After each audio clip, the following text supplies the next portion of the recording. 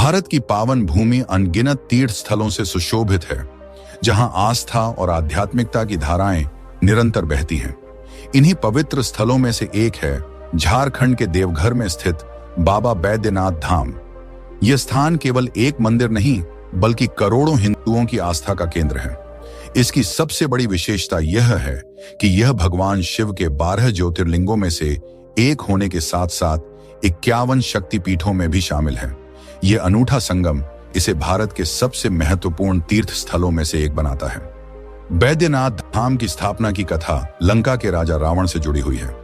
पौराणिक मान्यताओं के अनुसार रावण भगवान शिव का परम भक्त था।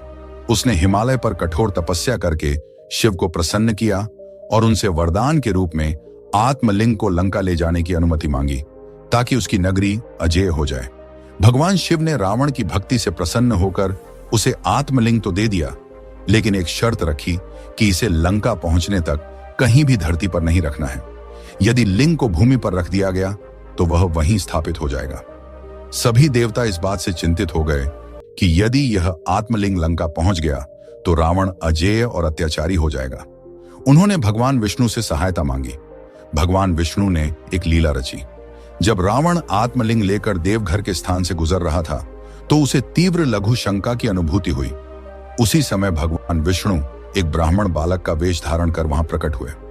रावण ने उस बालक से आग्रह किया कि वह कुछ समय के लिए इस लिंग को अपने हाथों में पकड़ ले। बालक ने शर्त रखी कि यदि उसे देर हुई तो वह लिंग को भूमि पर रख देगा। रावण के लौटने में देर हो गई और बालक ने शर्त के अनुसार शिवलिंग को उसी स्थान पर रख दिया। जब रावण लौटा तो उसने देखा कि शिवलिंग भूमि पर स्थापित हो चुका है। उसने अपनी पूरी शक्ति से उसे उठाने की कोशिश की, लेकिन वह टस से मस नहीं हुआ। क्रोध और निराशा में रावण ने शिवलिंग पर अपना अंगूठा दबा दिया, जिसका निशान आज भी देखा जा सकता है। जिस स्थान पर देवताओं ने यह लीला रची उसे आज देवघर, देवताओं का घर के नाम से जाना जाता है। इस धाम का नाम बैद्यनाथ पड़ने के पीछे भी एक मान्यता है। बैद्य का अर्थ है वैद्य या चिकित्सक। कहा जाता है कि एक बार रावण ने अपने 10 सिरों की आहुति देकर भगवान शिव को प्रसन्न किया था। जब शिव ने उसके कटे हुए सिरों को फिर से जोड़ा तो उन्होंने एक कुशल वैद्य की भूमिका निभाई। इसी कारण उन्हें बैद्यनाथ कहा गया। यहां आने वाले भक्त मानते हैं कि बाबा बैद्यनाथ न केवल आध्यात्मिक कष्टों को बल्कि शारीरिक रोगों को भी दूर करते हैं। इसीलिए इस ज्योतिर्लिंग को कामना लिंग भी कहा जाता है, क्योंकि यहां मांगी गई हर मनोकामना पूर्ण होती है।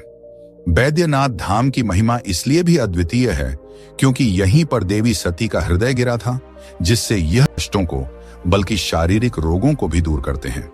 इसीलिए इस ज्योतिर्लिंग को कामना लिंग भी कहा जाता है, क्योंकि यहां मांगी गई हर मनोकामना पूर्ण होती है।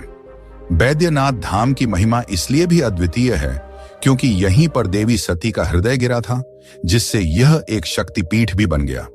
यह भारत का एकमात्र ऐसा स्थान है जहां ज्योतिर्लिंग और शक्तिपीठ एक ही परिसर में स्थित है। यहां भक्त भगवान शिव के साथ साथ माता पार्वती की भी पूजा करते हैं।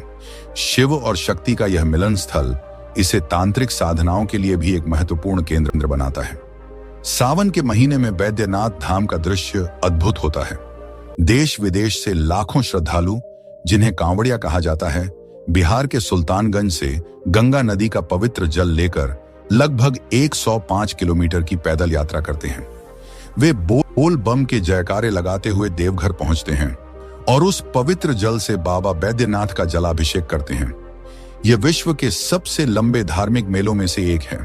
हर हर महादेव।